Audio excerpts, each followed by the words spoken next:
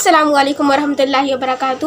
جیسا کہ آپ لوگ جانتے ہیں کہ ڈاکٹر فرحت ہاشمی ایک بہت بڑی اسلامک اسکالر ہے اور آج ان کا لیکچر ہے نازم آباد کراچی میں، اور میں ان کا لیکچر اٹینڈ کرنے جا رہی ہوں۔ چلو پھر ملتے ہیں لیکچر کے بعد۔ ہاں، اور آپ لوگوں کو پتہ ہے آج میں نے اس وجہ سے اسکول کا آف بھی لیا ہے۔ اچھا، آپ لوگ بھی دعا کیجیے گا کہ میں بھی ان جیسی کروں۔ الحمدللہ میں یہاں پہنچ چکی ہوں اور اب لیکچر اٹینڈ کرنے میں اندر جا رہی ہوں۔